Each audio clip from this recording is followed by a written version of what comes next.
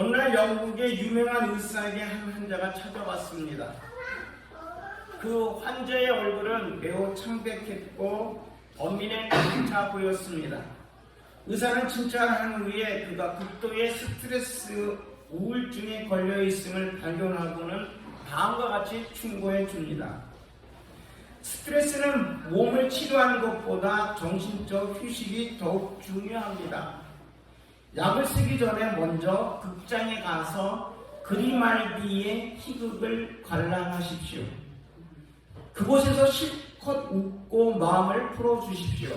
그 후에 다시 치료를 받도록 합시다. 그리말디라고 하는 사람은 당시 런던에서 굉장한 명성을 얻고 있었던 희극 배우였습니다. 우리나라식으로 말하면 이주일 씨, 더군다나 아주 웃기는 희극 배우였습니다. 자, 그런데 의사의 말을 듣던 환자는 아주 난처한 표정을 지으면서 약으로 치료를 받게 해달라고 간곡히 부탁합니다. 선생님, 제가 사정이 있어서 그러는데 약으로 처방이 안 될까요? 그러나 의사는 끝까지 자신의 처방을 바꾸지 않습니다. 그러다 그 환자는 고개를 숙이며 말합니다. 선생님, 사실은 제가 바로 그리발디입니다.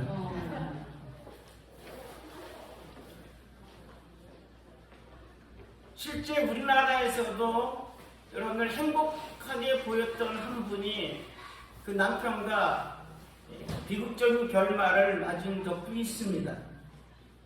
행복 전도사라고 널리 알려졌던 사람이죠.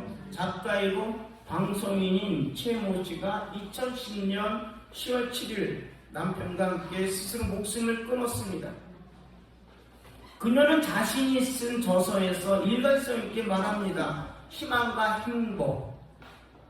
그래서 그의 저서를 보면은 행복 그거 얼마예요? 행복이 뭐 별건가요? 유쾌한 행복사전, 행복의 홈런을 날려라. 이 외에도 행복과 관련된 많은 책들이 있습니다. 하지만 그녀는 안타깝게도 평소에 슬픔, 처절한 아픔, 고통의 순간에도 행복을 노래해야 된다라고 강조했지만 알고 보니 참으로 이 여자는 불행했습니다. 상처와 아픔과 고통과 우울한 마음을 이기지 못하고 괴로워하면서도 행복 전도사라고 하는 굴레에 갇혀 치료도 받지 못하고 내색도 하지 못했고 스스로 목숨을 끊을 만큼 깊은 수렁에 빠져서 비참한 말로에 끝났습니다. 오늘 여러분은 어떻습니까? 행복하십니까? 우리 한번 옆 사람들한테 물어봅시다. 행복하십니까? 거짓말하지 마시고 행복하다고 척하다가 여러분들 나중에 엉뚱한 짓 하지 않길 정말 주님의 이름으로 부탁을 드립니다. 오늘 이 땅에는 코로나 때문에 아니 그 이전부터 여러 가지 문제 때문에 아파하고 고통스러웠던 분들이 의외로 많습니다. 코로나가 우리로 하여금 아픔이라고 하는 것을 자각하게 했을 뿐입니다. 그러나 이 또한 지나가리라. 하나님의 은혜로 이 모든 아픔과 고통이 해결되어지는 그날이 속히 올 수 있기를 바랍니다. 본문 1절을 보면 일어나라 빛을 발하라 이는 내 빛이 이르렀고 여호와의 영광이 내 입에 임하였습니다 라고 되어 있습니다. 본문은 바벨론 포로에서 돌아온 이스라엘 백성이 손에는 피를 묻히고 손가락에는 죄악으로 더럽혀지고 입술은 거짓을 말하고 혀는 악독을 내품었던 모습. 이사야 59장 1절에 3절, 이사야 60장 앞절에 있는 말씀은 이렇게 이스라엘의 현황을 보고합니다. 그리고 또 이사야 56장 10절에 보면은 맹인이요 무지하며 벙어리고 잠자는 자, 이렇게 성경은 이스라엘의 영적 상태와 현실을 고발합니다. 더군다나 주변 국가들은 이스라엘의 재건을 방해하고 억압하고 탈취하는 상황이 지금 이사야 60장의 말씀의 배경입니다. 아낙파고로 지금 이스라엘은 공경에 처해 있는 겁니다. 바로 그때의 이스라엘을 통해서 하나님 말씀하십니다. 일어나라, 빛을 발하라. 오늘 우리가 믿음을 지켜가는 우리들의 삶의 현장도 마치 이사야 시대 때에 아낙파고로 고통당하는 그 모습과 다를 바가 없습니다. 근데 하나님은 절대 우리를 버리지 않습니다. 젖먹이는 어머니가 이 젖먹이를 버릴지라도 하나님은 절대로 우리를 버리지 않았습니다.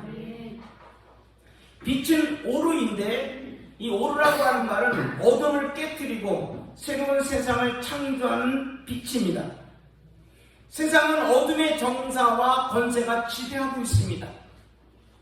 하지만 혼돈과 공허와 흑암이 깊어도 생명의 빛 대신 예수님으로 말미암아 생명이 창조되고 있음을 믿으시기 바랍니다.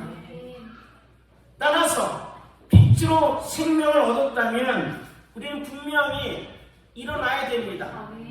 하나님의 창조 행위는 결코 멈춘 적이 없습니다.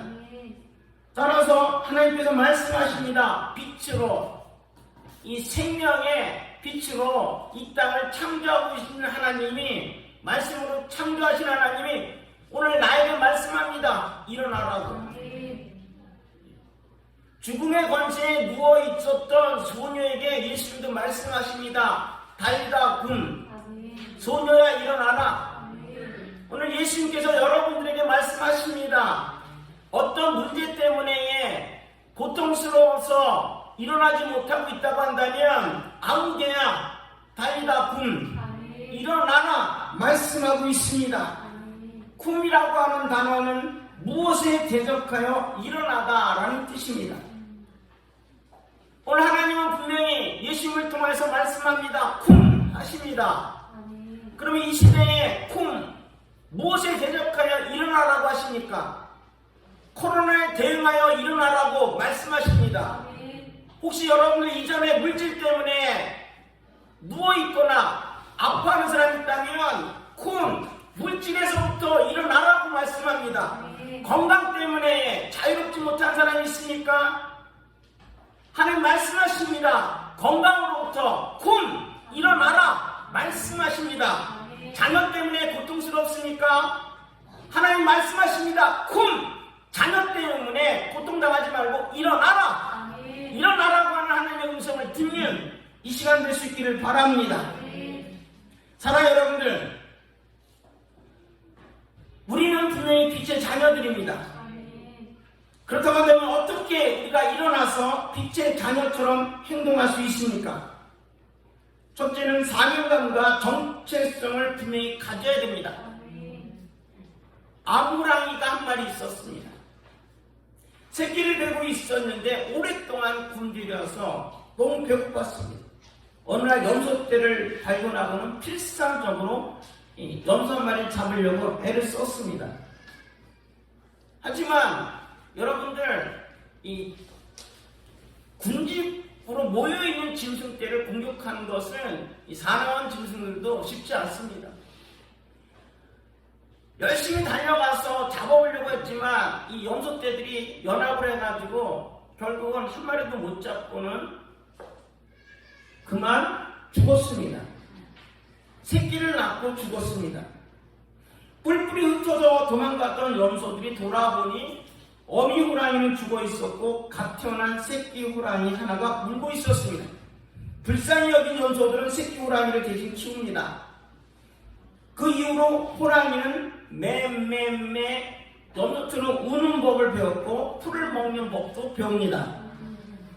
그러던 어느 날입니다. 커다란 호랑이가 염소떼를 덮쳤습니다. 염소떼들은 사방팔방으로 도망갔지만 비실비실 새끼 호랑이는 도망도 못 가고 멍하니 서 있었습니다. 큰 호랑이가 새끼 호랑이를 보자 놀라서 묻습니다. 뭐야? 너 녀석들과 함께 사는 거야? 새끼 호랑이 맴맴매 합니다. 큰 호랑이는 기가 막히고 화가 나서 몇 번 쥐어봤고 그리고는 했지만 여전히 새끼 호랑이는 연소처럼 맴맴매 울 뿐입니다. 큰 호랑이는 새끼 호랑이를 끌고 잔잔한 곳으로 데려갑니다. 새끼 호랑이는 난생 처음 자기의 얼굴을 봅니다. 큰 호랑이는 자기 얼굴을 그 옆에다가 갖다 대고서는 말합니다. 이것 봐. 너와 나는 같아. 너는 염소가 아니라 호랑이야. 알겠느냐? 내 모습을 잘 기억하라. 다음으로 큰 호랑이는 새끼 호랑이를 데리고 동굴로 갑니다. 그곳에는 피가 뚝뚝 떨어지는 고기 덩어리가 있었습니다. 큰 호랑이가 한 입 베어 물며 말합니다. 너도 마음껏 먹어봐. 그러다 새끼 호랑이가 말합니다. 나는 채식주의자인데요. 헛소리하지 마. 큰 호랑이가 화를 버럭 내면서 고기 토막 하나를 입에 찔러 넣습니다. 새끼 호랑이는 숨이 막혀서 킥킥거립니다. 씹어봐. 호랑이는 풀을 절대 먹지 않아. 살아있는 것을 잡아먹는 것이 호랑이야. 새끼 호랑이는 킥킥킥 거렸지만 그것을 먹는 순간 온몸과 피가 전율하는 것을 느꼈어요. 호랑이의 진정한 모기는 풀이 아니라 고깃덩어리였던 거예요. 새끼 호랑이는 온몸에 피와 전율을 최초로 느끼면서 드디어 호랑이 울음소리를 터뜨려요. 최초의 호랑이다운 울음소리였어요. 호랑이 몸에서 결국 염소라고 하는 과거가 뚝 하고 떨어져 나갔어요. 자, 오늘 여러분은 어때요?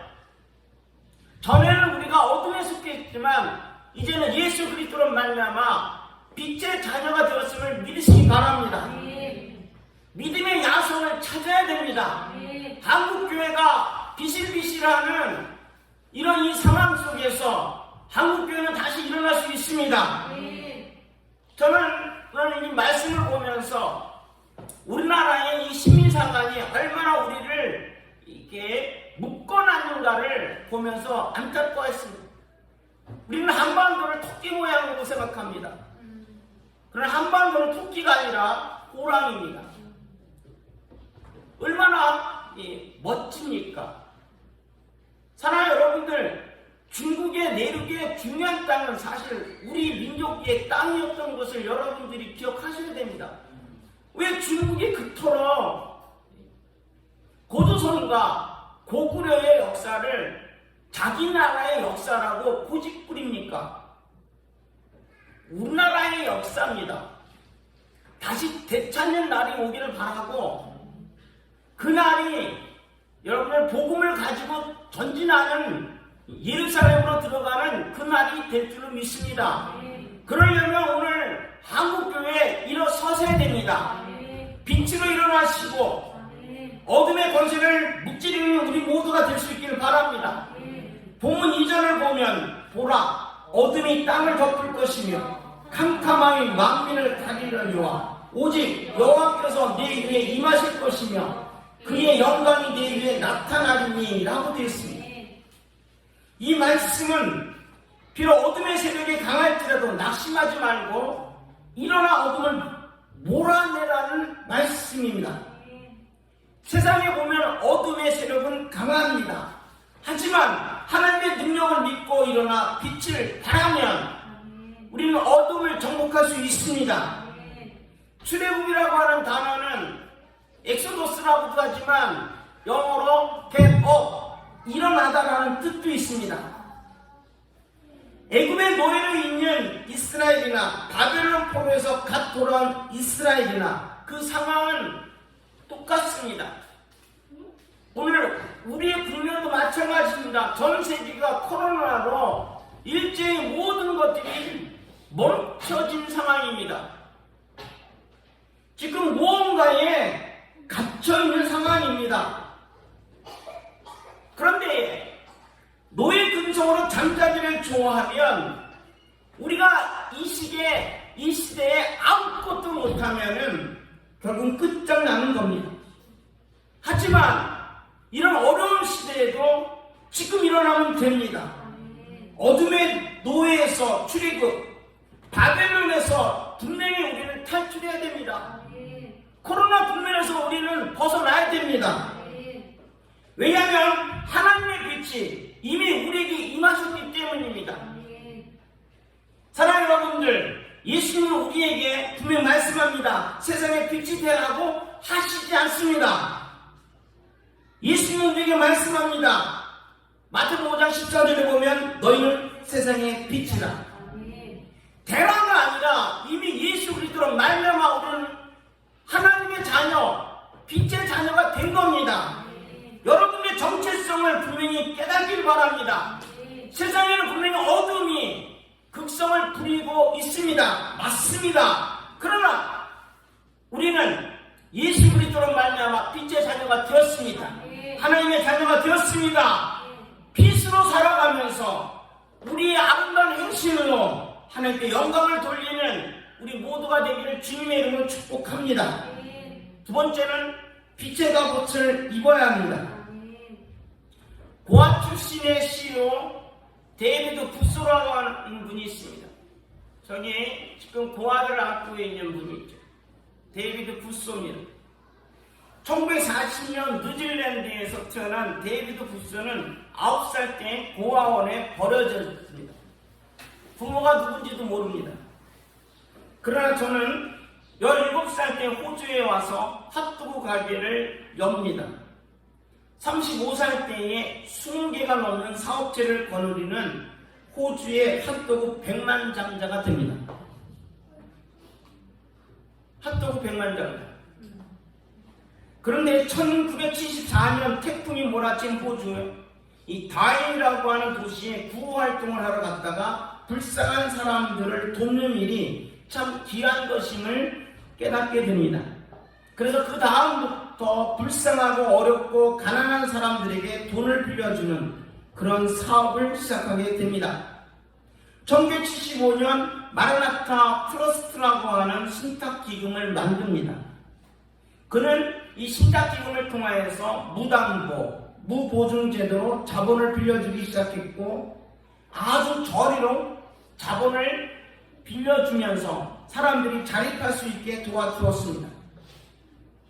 그는 하나님께 받은 축복으로 사람들에게 꿈과 희망을 나누어 주었고 이것이 널리 소문이 퍼지니까 북한에서도 이분에게 찾아와서 도와달라고 부탁까지도 합니다. 지금은 전 세계 27개국에 그의 자선 사업이 확대되어 빈민들에게 돈을 빌려주는 사업을 계속해서 활발하게 진행시키고 있습니다. 2003년에는 올해의 호주 기업인상을 받았고 2008년에는 호주의 대표적인 국가 리더에게 주는 올해 호주 시드니상을 수상합니다. 저의 태생적 배경은 고아입니다. 부모도 모릅니다. 그러나 저는 열심히 일을 했고 그리고 이 일한 것에 대해서 하나님의 축복임을 저는 감사하고 하나님께 받았으니 이것을 이웃들에게 돌려준다라고 하는 그러한 믿음으로 사업을 합니다. 사랑하는 여러분들, 오늘 우리는 빛의 자녀입니다.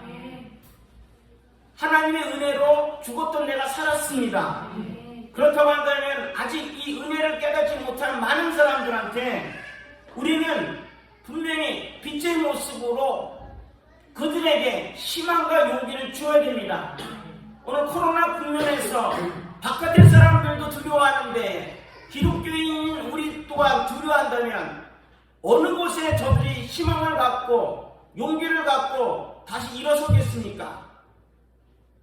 오늘 기독교인들 된 여러분들, 하나님의 자녀된 여러분들, 이 코로나 국면에서 빛의 갑옷을 입고 승리하는 우리 모두가 될 수 있기를 주님의 이름으로 축복합니다. 본문 1절을 보면은 이는 내 빛이 이르렀고 여호와의 영광이 내 위에 임하였습니다 라고 되어 있습니다. 세상의 빛을 발하려면 하나님의 빛으로 옷을 입어야 됩니다. 여러분, 가로등이 어떻게 생겼는지 아십니까? 미국의 벤자민 프랭클린이라고 하는 정치가가 있었습니다. 그가 사는 동네 필라델피아 시민들에게 무언가 큰 도움을 주고 싶었습니다. 고민하다가 여러분들 자신의 집에 있는 아름답고 좋은 등을 집 앞에다가 설치합니다. 이유는 뭐냐면 밤늦게 지나가는 사람들에게 길을 밝혀주려고 하는 목적으로 아름답고 좋은 등을 집 바로 현관 입구에다가 설치를 합니다. 사람들은 뭐라고 수근수근 됐습니다. 등은 집 안에다가 놔두는 거지 집 바깥에다가 저렇게 왜 낭비하지? 라고 수근거렸습니다. 하지만 시간이 지남에 따라서 밤에 늦게 볼일을 보고 집으로 가는 사람들이 이 벤자민 프랭클린 집 앞에 있는 등불 때문에 길을 잃지 않고 넘어지지 않냐고 보호되는 그런 그 경험을 하게 됩니다. 그래서 사람들이 이 집 저 집 이 벤자민 프랭클린처럼 자기네 집 바깥에다가 현관 입구에다가 등을 하나씩 설치하게 됩니다. 그래서 필라델피아시가 어느 날 갑자기 밤거리가 환하게 바뀌어졌답니다. 이것을 시 당국에서 이제 정책적으로 만든 것이 뭐냐? 가로등입니다.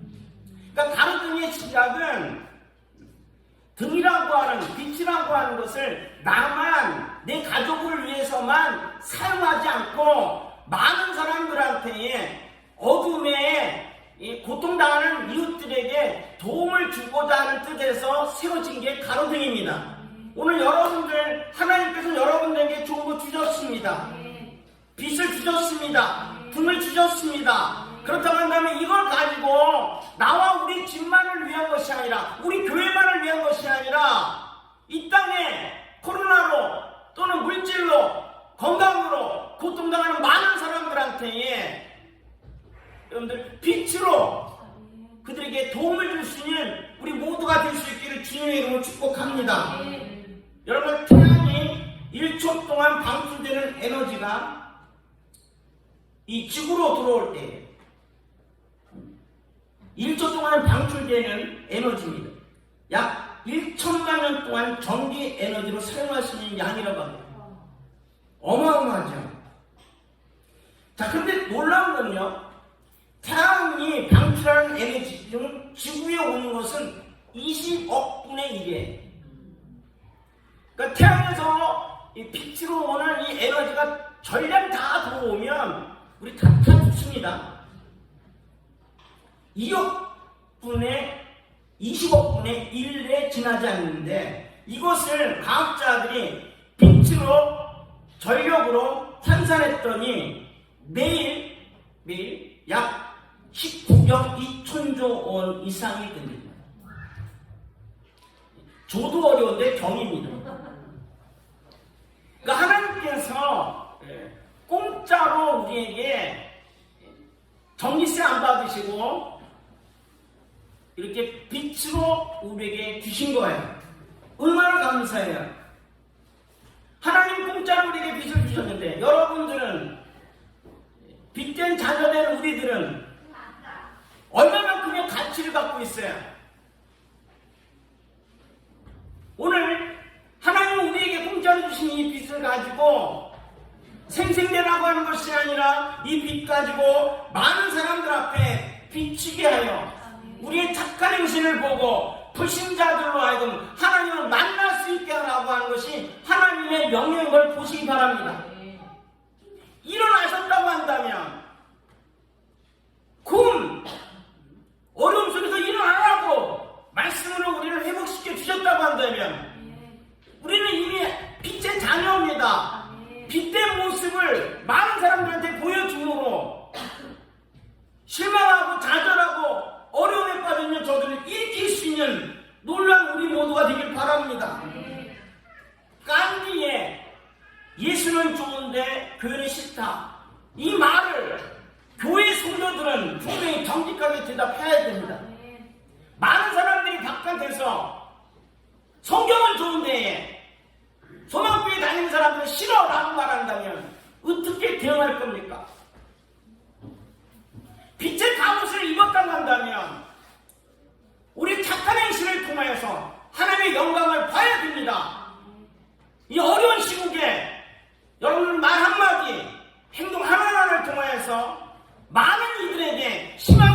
바라고, 여러분의 빛을 보고서 하나님의 은혜가 지금 이 땅에 있음을 깨닫게 되어지는 놀라운 역사가 있기를 주님의 이름으로 축복합니다. 마지막으로 세 번째는 빛의 중심이 되어야 됩니다.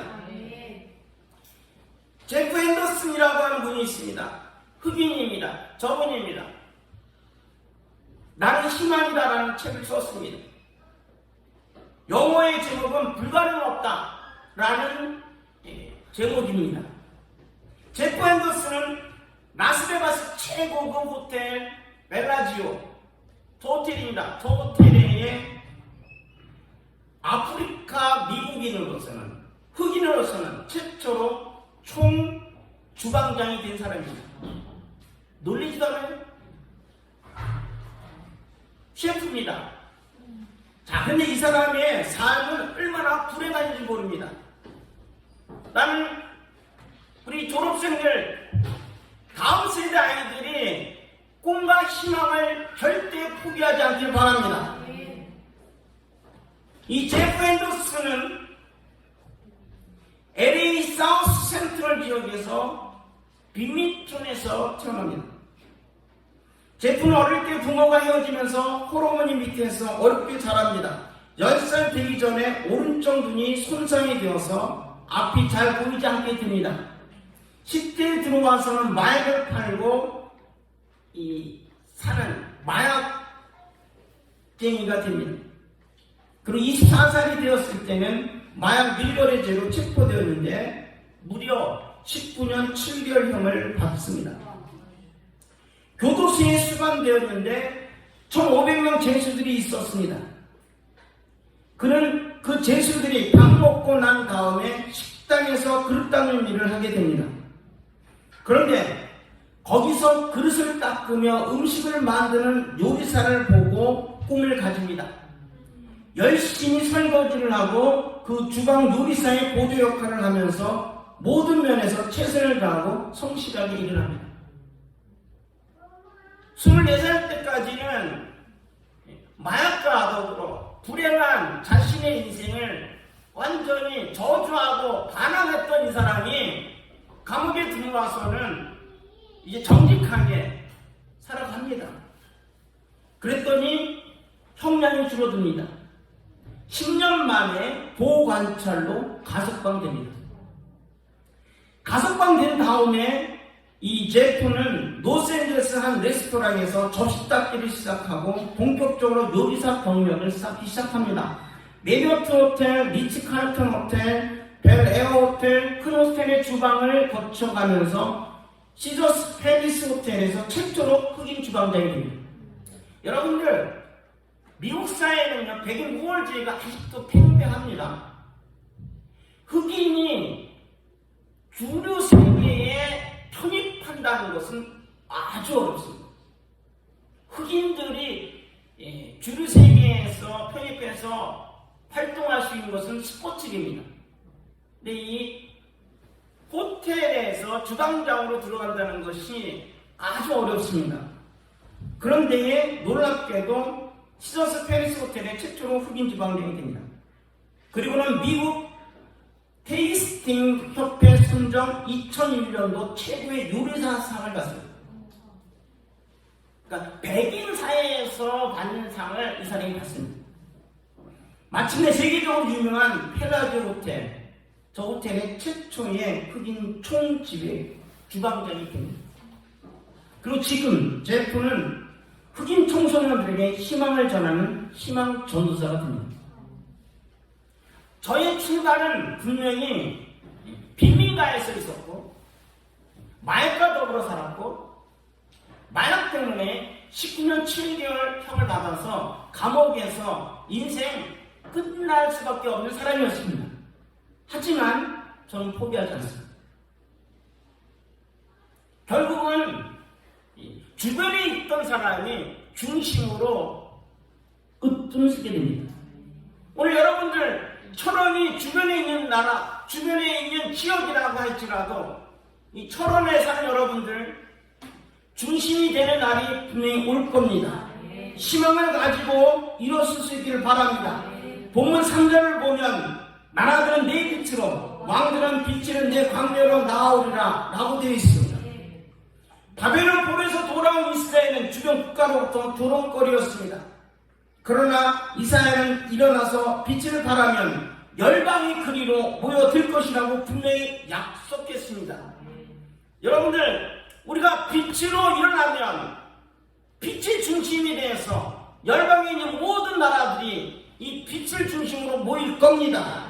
이사야 60장 4절부터 5절에 보면은 내 눈을 들어 사방을 보라. 우리가 다 모여 내게로 오느니라. 내 아들들은 먼 곳에서 오겠고 내 딸들은 안개 올 것이라. 그때 내가 보고 기쁜 빛을 내며 내 마음이 놀라고 또 화창하리니 이는 바다의 부가 내게로 돌아오며 이방 나라들의 재물이 내게로 옴이라 라고 되어 있습니다. 사람은 모름지기 중심이 되고 싶어합니다. 주변에서 여러분들 아웃사이더 또는 엑스트라로 살고 싶어하지 않습니다. 내가 주역이 되고 싶어합니다. 지금 나라도 마찬가지입니다. 중국과 미국이 어려움되는 게 뭡니까? 세계사회의 주도권을 누가 갖고 있냐, 이것 때문에 어려움되고 있지 않습니까?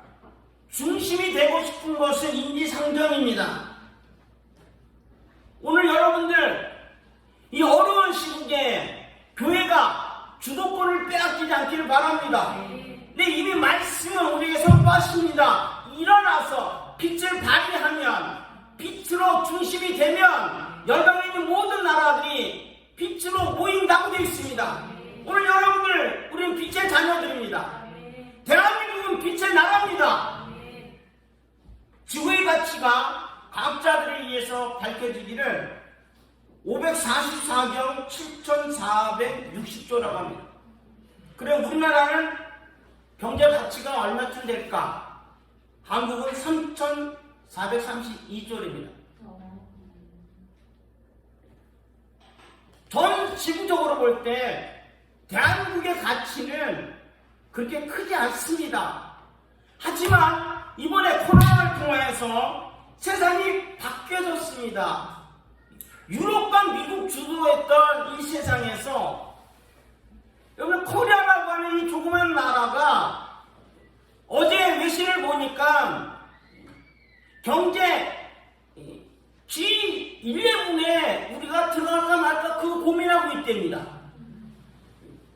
G11에 우리를 편입해 달라고 부탁을 해야 되는데 들어갈까 말까 그걸 고민하고 있대. 여러분들 기분이 안 좋으신가 봐. 대한민국이 잘 되는데 왜 이렇게 마음이 거슬려요? 여러분, K방역이 외신을 보면은 K방역이 세계 으뜸이라고 얼마나 칭찬합니까? 조중동만 나쁘다고 얘기하지 외신을 한번 보십시오. K방역. 그리고 코로나 이전에 이미 여러분들 세계를 장악했던 문화가 뭡니까? K-POP 아닙니까? 지금 세상이 한국을 주목하고 있습니다. 그렇다고 한다면 이 시기에 이사야 말씀을 붙잡고 우리가 일어서기 바랍니다. 빛으로 일어나시고 빛의 중심가가 되어서 세상이 우리를 얼마나 깔봤습니까? 그러나 빛으로 일어나셔서 아직도 어둠에 있는 많은 사람들한테 우리의 착한 행실을 보여줌으로 하나님의 영광을 드높일 수 있길 바랍니다. 이 사명이 있어 하나님이 이 어두웠던 조선을 복음으로 변화시키고 빛으로 나오게 하신 것 아닙니까? 우리 다 복음에 비친 사람들입니다. 이때를 위함입니다. 코로나 때문에 두려워하는 모든 사람들에게 하나님께서는 이때를 위해서 대한민국을 부흥시킨 겁니다. 여러 곳에 교회를 세운 겁니다. 이제 코로나 때문에 교회가 잠잠하지 마시고 두려워하지 마시고 빛으로 일어나봅시다.